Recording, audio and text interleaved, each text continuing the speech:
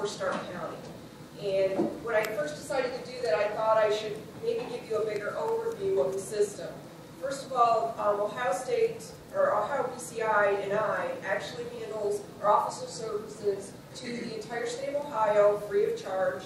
It includes forensic analysis as well as crime scene processing. The misnomer that a lot of people are aware of is besides the Canton Stark County Crime Lab, which services Stark County, there are also various other local and state laboratories within the state of Ohio that service other areas as well. So in regards to areas like Columbus PD, they handle the Columbus area. Franklin County Coroner's Office covers areas like Cincinnati. There's actually a Miami Valley Regional Laboratory that covers an area within the area of Dayton, Ohio, several counties within that area. We also have Mansfield Police Lab, Lake County Police, Lake County Crime Lab as well. So the Canton Stark County Crime Lab is actually one of many other local and state laboratories within this system. Possibly, and I don't know if this was discussed prior, but the viability of how those other systems are working might be also avenues we can explore to look at to see how their systems are working with these other local laboratories as well. BCI has made strides within the past couple of years to improve their turnaround times. It has always been, and it was one of the reasons why laboratories such as ours was started in the first place. They have succeeded after many years, and after they received about a 38% increase in their budget, which allowed them to hire, currently they hired an extra 49 individuals, 24 of them are scientists. And they also offered or asked for the assistance of other laboratories within the state to help them decrease their backlogs. So there are other of the local states, other laboratories that I mentioned that also assisted BCI in eliminating their backlog, and they imposed mandatory overtime hours to achieve those needs, and they have been able to do so. As far as this Canton Stark County Crime Lab, Chairman Burnaby has mentioned the cuts. We basically, with the loss of Robert Ludwig as our laboratory director, as well as the loss of a current casework analyst, we basically cut our staffing by a quarter. When you have a staff of 100, you lose 25, 75 can absorb that a little easier than 8 people to 6 people. And that's what we've been imposed with for a year's period of time. We have all, within the laboratory, accepted various extra responsibilities to keep things functioning and working. We've been provided with an individual, as far as the interim lab directors previously, they took care of, the city of Canton took care of our payroll. And also we have had someone that has been handling, arranging for purchase orders, as well as paying bills for us. However, just like if you look at our crime lab like a fine-tuned race car, you got the gas and you got the oil, but the maintenance, the day-to-day maintenance is just not happening. And it has had an impact on our facility. And everyone at the lab has been affected. We take what we do very seriously. We realize the importance of the turnaround times. Every burglary is somebody's home. Every B&E could be somebody's business. And every assault or rape is somebody's family member. Basically, what the laboratory has been doing for the past year is basically been putting out fires. We are meeting court deadlines. We are working with the agencies, requesting for them to inform us of the expedited cases. And as a result, that affects our turnaround. The laboratory has not hired a permanent person since 2007. We have currently hired in 2012, we have hired an individual on a DNA grant. I'm not really considering them a part of our staffing, only because this person actually has been dedicated solely to performing DNA typing for some new instrumentation that we are working on in order to work on improving those turnaround times. We also have on staff, in order for us to continue providing casework release, we have Dennis Floria. He was previously a criminalist at our laboratory, and he serves as a technical consultant. His capacity right now is to review all the reports in the firearms fingerprint section, so that section is still a viable section. In terms of staffing, we have 3 sections of the laboratory. The minimum requirement to keep a lab going is to have 2 people per section. We are operating with 2 people in the drug analysis section. They handle drug analysis. We also handle arsons, DUIs, so alcohol and urine screens as far for alcohol as well as drug chemistry. And we have, currently we've been operating with 1 person in the firearms and fingerprint section for over a year. That has escalated the caseload. When we had 2 people in that section, every third period of the year, we were able to stay current in our caseload and our turnaround. So conceivably, with 2 people in that section, we were able to meet the demands of the caseload and the turnaround times. In DNA section, the biology section, we had 3 people, which included myself as a forensic scientist as well as a quality manager. And we had started, even without the use of robotics, we had started to slowly decrease our turnaround times. However, the impact of the current situation and the loss of our staff has just exponentially just slowly increased those levels to the point where we are at probably our highest number of days in terms of turnaround time. Michele, why don't you explain to them, she just told me this yesterday, how long does it take one technician, if they were working on one piece of DNA evidence, to actually process one piece of DNA evidence? It's not like on TV, CSI, where you stick it into a computer and it spits out an answer. You got an answer. Basically, DNA actually is done in 4 stages. And basically, for us, in order just the instrument time, the time it spends on processing the, not the manpower hours, just the instrument time can take a full day. What we have is we have a situation, if we're running 1 sample, our final stage of DNA analysis takes at least 2.5 hours, because you not only have to run 1 sample, but you also have to run 4 control samples along with that. Right now, it'll take, we can and we have, if we were pushed and we dropped everything else, within 3 days we possibly can get you a DNA result. It's not within hours. And even BCI, with expediting, they say 72 hours they can get you a result. It is not as clear and concise as what you see on TV. There's a lot of steps, there's a lot of manpower hours. Despite our shortages, we've still strived to continue with the DNA grant, which allowed us to hire Katie Knurrick, who is our DNA grant person, as well as a robotic instrument and a new genetic analyzer.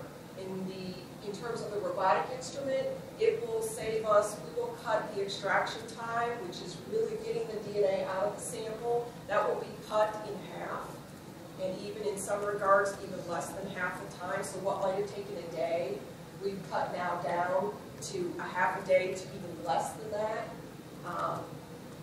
With our new genetic analyzer, we currently, 1 sample, we would take 2.5 hours.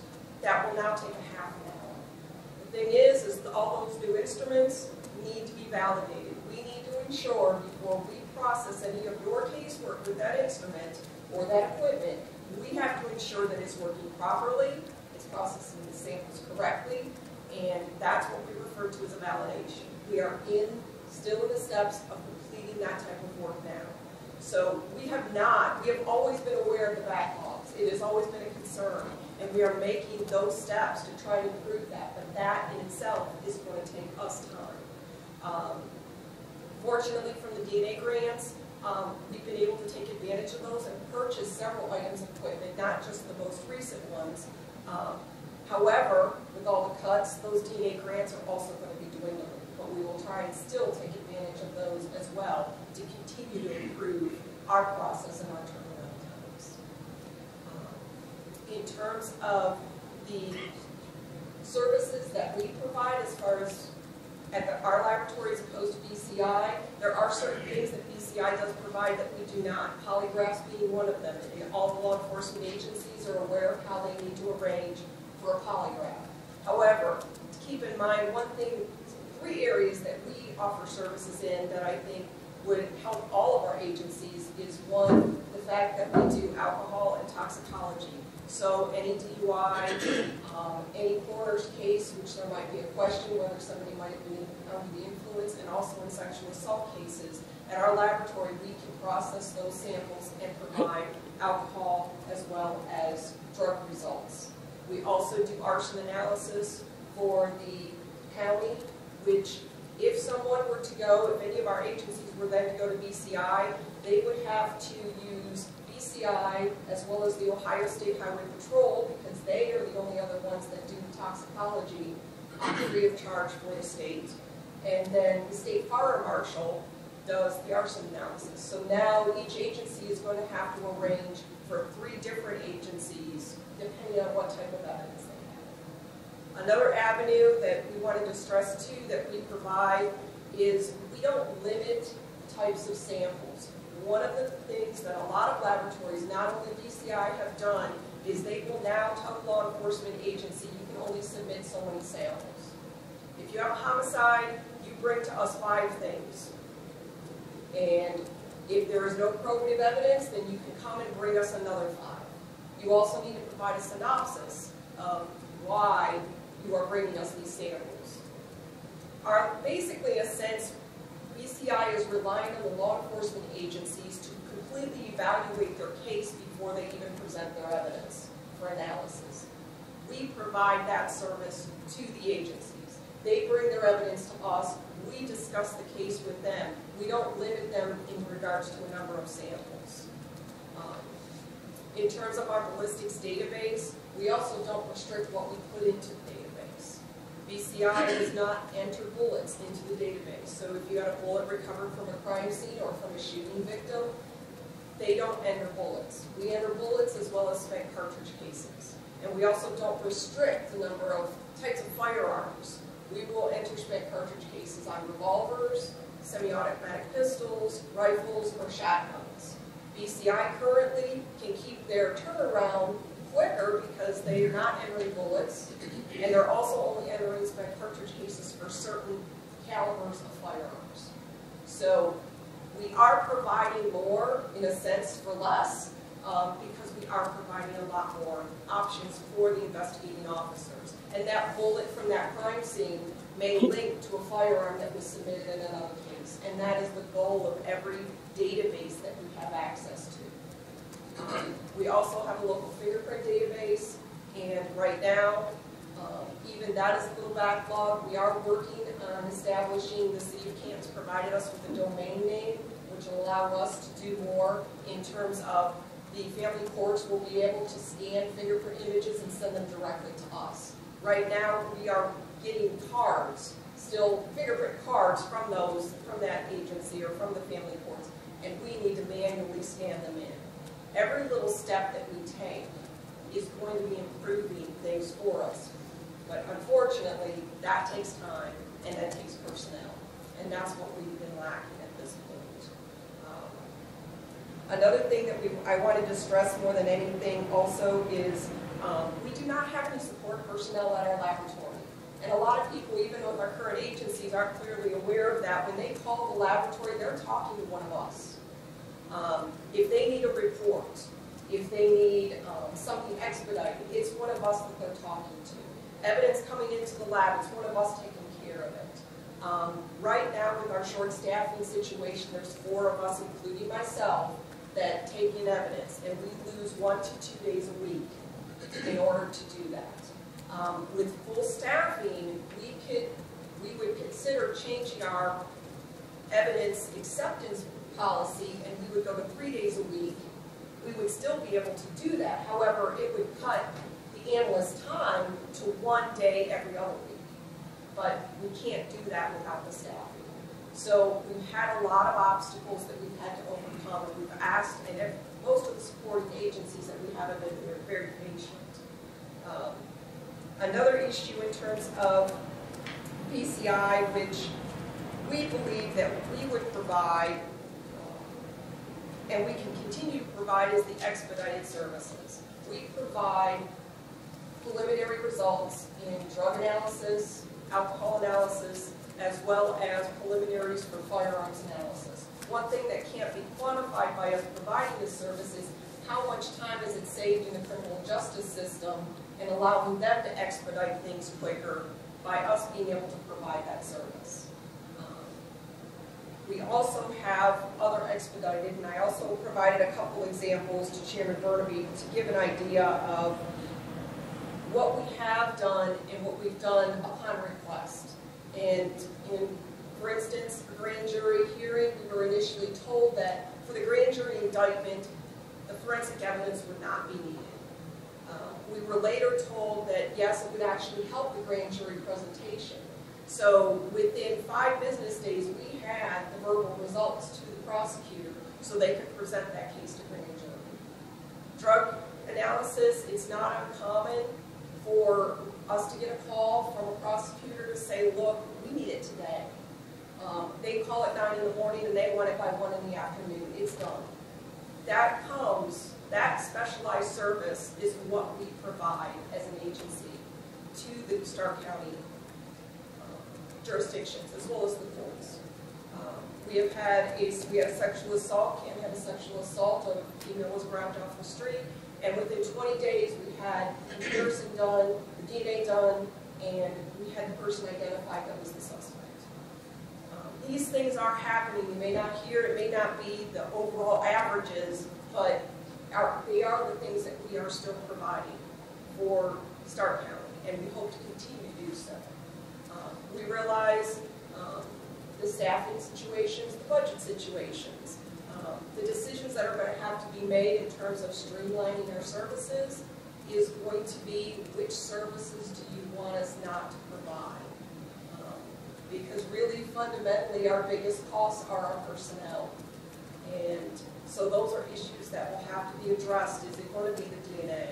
Is it going to be the firearms and the fingerprints? Primarily, most of our caseload, the heaviest part of our caseload is drug analysis. So those are going to be the issues that I think all of the agencies are probably going to want some input on as to what are the ones that they would be willing to go somewhere else, or where are the ones are they not willing to sacrifice. And these are expedited things are the things that I'm not sure BCI is going to be able to sustain. So those are really just to give you a little idea of some of the things that we do that BCI does not. But yes, the numbers that Chairman Burnaby have presented, they scare us. We didn't go into this. We went into this to try and help, to try and solve things. And really that's where we get our most satisfaction, is when we can find something from a scene that helped link or helped solve a case. Wanted to make sure I covered all of the points. Another area which I wanted to also bring up, which comes up much more frequently, and that is in DNA typing, is what's called touch DNA evidence. Basically, anytime someone comes in, anytime you touch something, you have the potential to leave DNA behind. For BCI right now, in order to do touch DNA evidence, they're restricting it to violent offenses. Our laboratory does not restrict that. So that brick that was thrown through the window that helped the guy gain access, we'll process the brick to see if we can get DNA. And surprisingly enough, on several occasions, we have gotten a full DNA profile from a brick that they've thrown through the window. Those are little things that you really can't quantify. And those are the things that we always have tried to do. We also do work in, for instance, Alliance just recently had a pretty sizable grow that was confiscated, and one of our drug chemists went to the department. Instead of them lugging everything to us, went to the department, took care of the weighing, took care of them. We've done that on numerous occasions. For Canton, for Sheriff's Department, and any of the agencies, as long as they call and let us know, we can arrange to come out. That's sort of personalized, down home, like your country doctor type services. And that's probably where the distinctions are between why our services have always been so helpful to the agencies and how we hope to continue to do so.